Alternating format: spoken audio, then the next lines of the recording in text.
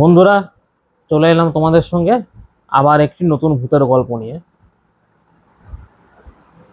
তো আজকের ভূতের গল্পটি হচ্ছে এক ব্যক্তির শহর থেকে, ব্যস্ত জীবন থেকে দূরে যখন সে বাড়ি কিনে গ্রামে একটি, তখন সেই গ্রামের বাড়িতে তার সাথে নানা রকম ঘটনা ঘটতে থাকে। তো এই থিমেই আজকের গল্পটি। আজকের গল্প হচ্ছে সঞ্জয়। সঞ্জয় ছোট থেকে কলকাতাতে মানুষ, কলকাতাতে বড় হয়েছে, খেলাধুলো পড়াশোনা ওখানেই করেছে।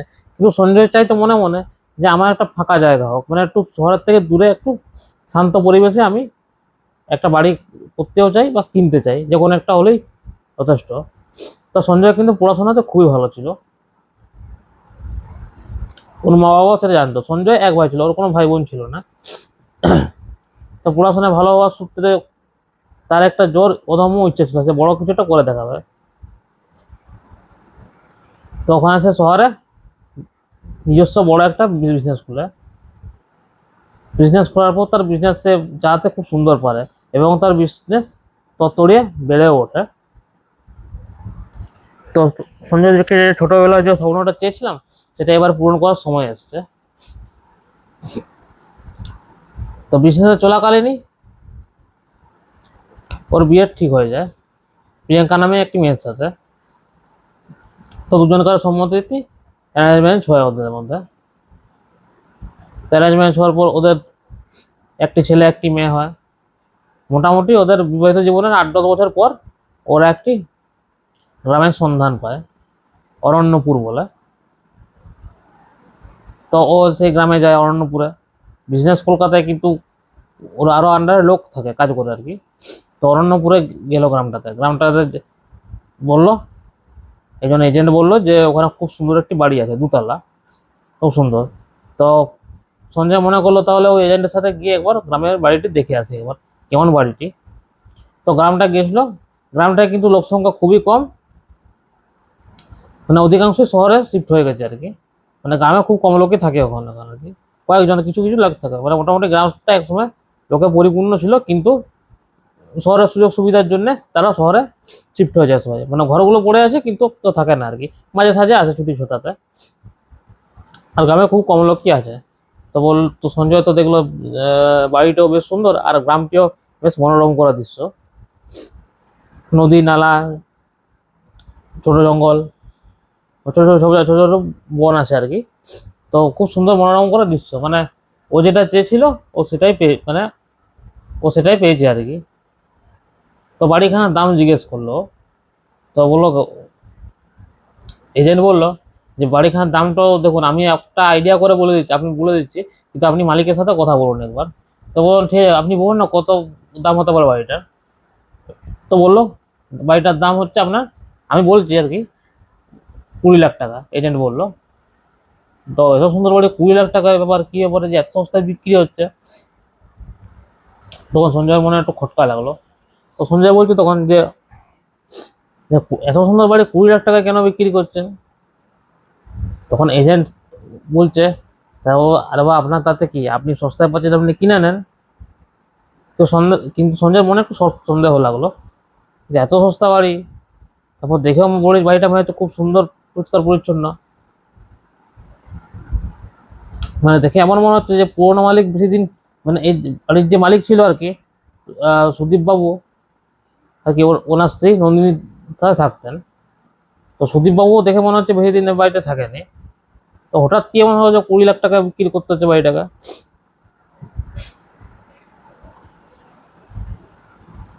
তো সেই বিষয়ে ওকে চিন্তায় পড়ে গেল। শহরে এলো, শহরে ওর স্ত্রীকে বললো।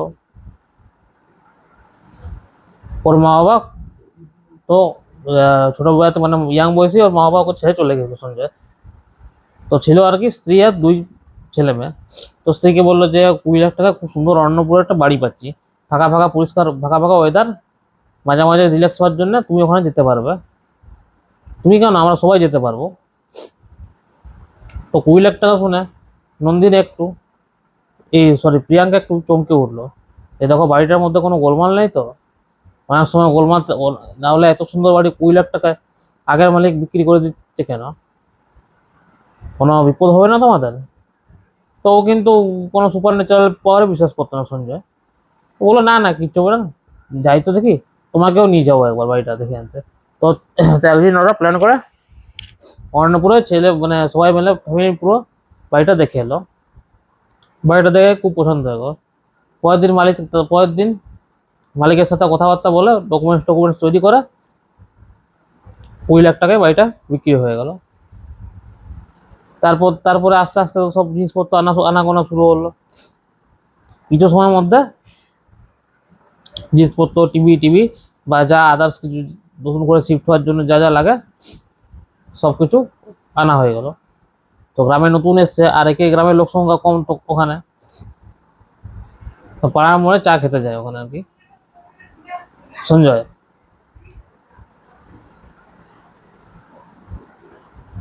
তো ও ঠিক করলো যে গ্রামের লোকের সাথে পরিচয় করবে, মিলেমিশে থাকতে চায় আর কি।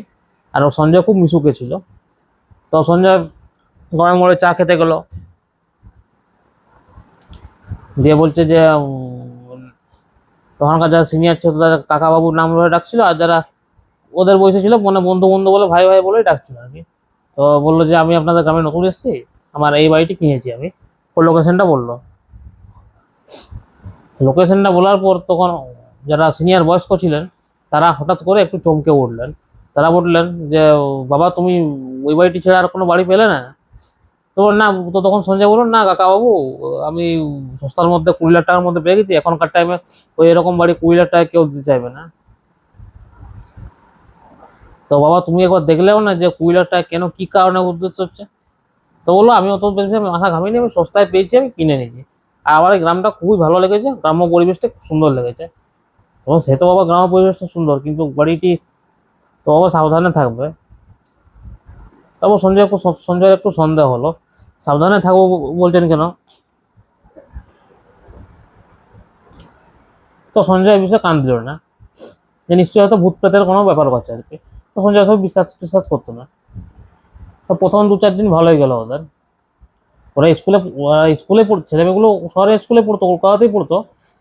আর ওর ব্যবসাও ছিল কলকাতাতে, কিন্তু মাঝে মাঝে রিল্যাক্স হওয়ার জন্য ও গ্রামের বাড়িতে আসতো আর কি 3-4 দিনকার জন্য। সেই সূত্রে বাড়িটি কেনা আর কি। তারপর সস্তায় পেয়ে গেছে। তো হঠাৎ একদিন দেখছে রাত্রিবেলায় ও ছোট ছেলেটি, মানে ছেলেটি ছোট আর মেয়েটি বড়, ছেলেটি হঠাৎ দেখছে নদীর ধারের কাছে গিয়ে বল খেলছে। তো এটা দেখে তো একটু অদ্ভুত টাইপের মনে হলো, যে রাত 1টা-2টোর সময় যখন ঘুমানোর টাইম, তখন নদীর ধারে গিয়ে বলটা খেলার কি মানে হয়? তো খুব চঞ্চল টাইপের ছিল, কিন্তু এরকম অদ্ভুত জিনিসটা মানে একটু অস্বাভাবিক মতো লাগে অস্থির প্রিয়াঙ্কার। তো সঙ্গে সঙ্গে প্রিয়াঙ্কা ছুটে গিয়ে বললো যে কেন খেলছিস?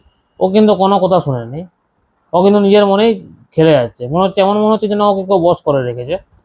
তো নিজের মনেই খেলছে।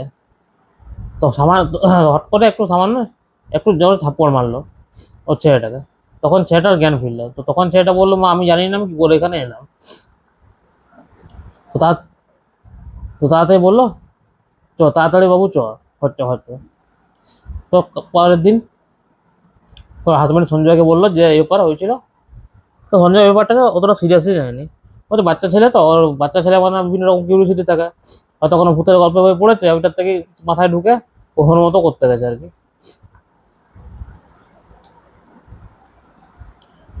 তো তারপরের দিন আরেকটি অদ্ভুত ঘটনা ঘটলো। ওর মেয়ে ওখানে পড়ছিল নিজের রুমে, পড়তে পড়তে দেখছে একজন ঘোমটা দিয়া ভিতরে ঢুকলো। তো ভাবলো হয়তো গ্রামের কেউ ভদ্র মহিলা, হয়তো পাশাপাশি থাকে, হয়তো নতুন এসছি তো যাই, হয়তো পরিচয় করার জন্য বা গল্প করার জন্য হয়তো এসছে। ঘোমটা পরে ঢুকলো আর কি। অনেকক্ষণ কিন্তু কোনো কথার আওয়াজ পেল না। তারপর ওর মেয়ে রান্নাঘরে ওর মাকে জিজ্ঞেস করে যে হ্যাঁ মা, তোমার সাথে কেউ এসছিল, তোমার সাথে কেউ গল্প করতে এসেছিল কি? ওই না তো কেউ, তো আমি তো ওখানে নিজের একাই রান্না করছি, এখানে এখানে তো কেউ আসার কথা নয়। আর এই গ্রামে নতুন এসেছি, এখানে কোনো মহিলার সাথেও পরিচয় হয়নি আমার। তত শুনে দেখে আশ্চর্য হলো কথাটা শুনে, যে আমি তো স্পষ্ট দেখলাম যেন মানে ঘুমটা দিয়ে একজন ঘরের ভিতরে ঢুকলো। আমি ভাবলাম গ্রামের কেউ। আমি হয়তো ভুলও দেখতে পারি, হয়তো মানে মনের ভুলও হতে পারে। যাই হোক, ও জিনিসটা ব্যাপারটা চেপে গেল। তারপর সন্ধ্যার দিকে আবার সঞ্জয় যখন যখন মোড়টাকে বাজার করে ফিরছিল আর কি, মোড়টাকে বাজার করে ফেরার পথে ও দেখলো একজন ঘোমটা দেওয়া ভদ্রমহিলা পেরিয়ে গেল ওর পাশ দিয়ে, মানে ও ঘর ঘর থেকে বের হলো, পেরিয়ে গেল। তারপর ও জিজ্ঞাসা করলো যে হ্যাঁ হে প্রিয়াঙ্কা, কেউ এসেছিল কি, কোনো ভদ্রমহিলা তোমার সাথে গল্প করতে এসেছিল বা পরিচয় করতে এসেছিল? তো বলছে না তো, তুমিও একরকম কথা তুমিও একই জিনিস বললে, তোমার মেয়েও একই জিনিস বললো। এবার ওর মেয়ের একটু সন্দেহ হলো যে আমি হয়তো না হয় ভুল দেখতে পারি, কিন্তু বাবাও সেই একই জিনিস দেবে, দুজনকার তো আর একই ভুল হতে পারে না, তাহলে নিশ্চয়ই কিছু একটা ব্যাপার আছে হয়তো। তা 2 দিন পর হঠাৎ রাত প্রায় দুটোর থেকে 3টা সেরকম বাজছে। তো হঠাৎ মনে করলো রান্নাঘরে কেউ আছে, ঠং ঠাং আওয়াজ করছে। তো সঞ্জয়ের ঘুম ভেঙে গেল ওইটাতে, ঠং ঠং আওয়াজ করছে। দিয়েও আস্তে আস্তে চুপি চুপি করে দেখতে গেলো কোনো চোর টোর ঢুকেছে কিনা। তো চোর টোর ঢুকেছে কিনা দেখলো, তো টর্চ জ্বালায়নি, কিন্তু আস্তে আস্তে ও উকি মেরে দেখতে গেল। উকি মেরে দেখতে গিয়েছে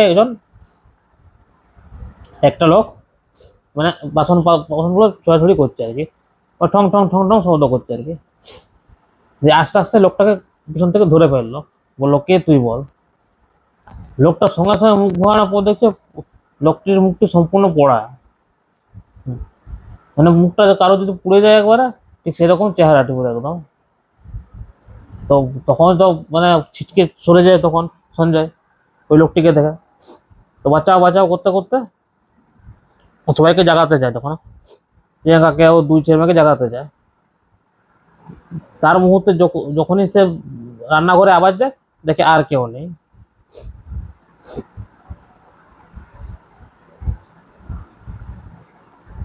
সঞ্জয়ের এবার একটু ভয় করতে শুরু করলো। সঞ্জয় বুঝতে পারলো যে কেন ওই বাড়িটা 20 লাখ টাকা বিক্রি করেছিল।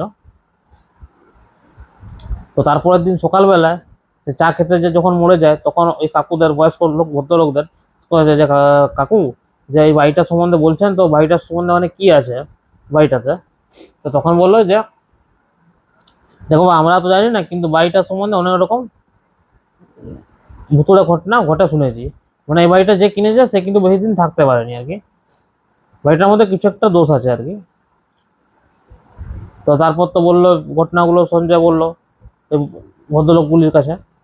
তো সেটা তখন ভদ্রলোক ভয় বললো, তুমি যত তাড়াতাড়ি সম্ভব এই বাড়িটা ছেড়ে দাও, জীবন থাকলে সবার সবকিছু হবে, 20 লাখ টাকা বাদ দিয়ে তুমি এটা ছেড়ে দাও, যে বাড়িটা বিক্রি হয় হবে, আর না তুমি তোমার শহরে চলে যাও, আবার জীবনটা আগে বাঁচাও, তোমার ছেলে মেয়ে আছে, তোমার স্ত্রী আছে। তো তখন সঞ্জয় বললো না আপনি ঠিকই বলেছেন। তো সেই দিন রাত্রিবেলাতে প্রচন্ড জ্বর আসে ওর ছেলের, এত জ্বর আসে, তপ্ত জ্বর আসে ওর। তো তখন বললো যে ইমিডিয়েট একে হাসপাতালে ভর্তি করতে হবে, মানে এত জ্বর আসছে, মানে ছাড়ানোর জন্য কোনো দেখে মনে হলো কোনো সাধারণ জ্বর নয় এটা। তো ইমিডিয়েট ওকে হাসপাতালে ভর্তি করলো। তো হাসপাতালে ভর্তি করার পর 4 দিন পর ঠিক ছিল। তারপর সঞ্জয় ঠিক করে এর যে বাড়ি যার কাছ থেকে কিনেছিল সুদীপ বাবু, ও সুদীপ বাবুকে কন্ট্যাক্ট করে কোনো রকমে, যে আপনি আসুন, মানে একবার ডাইরেক্ট এইভাবে ব্যাপারটা বললে সুদীপ বাবু তো আর এখানে আসবে না, ভয়। তো এমনি মিষ্টিভাবেই বললো যে আমি সঞ্জয়বাবু বলছি, যে শুধু আপনি একবার আসুন, আমার সাথে কথা আছে, এমনি ভালোভাবেই বললো, নাহলে রেগে রেগে রেগে বললে আর আসতো না। তো পরের দিন সকালবেলায় ওই সুদীপ বাবু এলো, ওই সুদীপ যার কাছ থেকে বাড়িটা কিনেছিল আর কি, পুরো আগের মালিক। সুদীপকে সব ঘটনা বললো, যে দেখুন আপনি সত্যি সত্যি বলুন যে কেন আপনি এই বাড়িটা 20 লাখ টাকা এত সস্তাভাবে বিক্রি করলেন। আর আর এই বাড়িতে আসার পরেই আমার ফ্যামিলির সাথে বিভিন্ন রকম অদ্ভুত ঘটনা ঘটছে, এমনকি আমার সাথেও ঘটেছে। প্রত্যেক সময় কিছু না কিছু একটা অলৌকিক ঘটনা রাত্রিবেলা ঘটছে, কেউ পেরিয়ে যাচ্ছে, কেউ বাসন কুসন ছুঁড়ে ফেলছে, কেউ চলাফেরা করছে রাত্রিবেলায়। তো আমরা 4 জন ছাড়া আর কে আছে এখানে। তখন সুদীপবাবু একটু ভয় ভয় বলল যে আপনি যে ঘটনাটি বলছেন সেই সেম ঘটনাটি আমার সাথেও হয়েছে, আমিও যে অ্যাকচুয়াল বাড়িটা করেছি তা নয়, এই বাড়িটা আমিও কিনেছিলাম। আমি জাস্ট 2-3 মাস হলো বাড়িটা কিনেছি। 2-3 মাস আমাকেও ওই খুব সস্তা দরেই বিক্রি করেছিল এজেন্ট।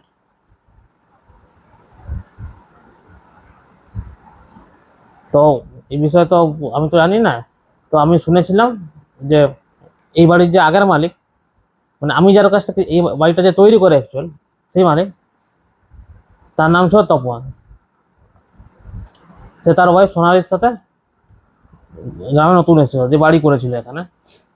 তো তার ছেলে পুলে ছিল না, ওরা দুজনেই সদ্য বিবাহিত ছিল। কিন্তু কোনো কোনো কারণবশত নাকি ওর স্বামী স্ত্রীর মধ্যে ঝগড়া হয়,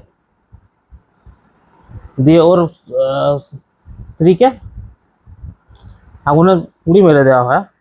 আর রহস্যজনকভাবে কিছুদিন পর ওর স্বামীও মানে জ্বলন্ত অবস্থায় পাওয়া যায়। মানে স্বামী স্ত্রী দুজনেই কাকতালীয়ভাবে আগুনে পুড়ে মারা যায়। তারপর তো ঘরটা খালি থাকে, তারপর তো এজেন্ট ডকুমেন্টস করে আমাকে বিক্রি করে। তা আমি তো বাড়িতে 2-3 মাসের বেশি তো থাকতে পারিনি। 2-3 মাস যে আমি কেরকম করে কেটেছি সেটা আমি আপনাকে, মানে আপনার ঘটনাটা শোনার পরে আমি আপনাকে বললাম যে 3 মাস ওরকম করে আমি কেটেছি আমার স্ত্রীর সাথে। আর আমার ছেলেরা তো বাইরে চাকরি করে, বড় বড় ছেলে মেয়ে। তো দেখলাম নয় কাজ ভালো, সস্তায় যদি বাড়িটি বিক্রি হয় তো সস্তায় আপনাকে পেয়ে গেলাম, তাই বিক্রি করে দিলাম। না হলে যদি বিক্রি নাও হতো আমরা শহরে চলে যেতাম আবার। তো এই শুনে তো প্রচণ্ড রেগে যায়। তো তারপরে ইমিডিয়েট ওই বাড়িটা সে চলে যায়, সঞ্জয়, প্রিয়াঙ্কা আরও 2 ছেলে মেয়ে। তো বলা যায় না, এখনো শোনা যায় নাকি ওই বাড়িটা কেউ এখনো কিনলেও থাকতে পারেনি কোনোদিন। মানে ওই বাড়িটা অভিশপ্তই রয়ে গেছে। তো বন্ধুরা, গল্পটি আজকে কেমন লাগলো কমেন্ট করে অবশ্যই জানাও।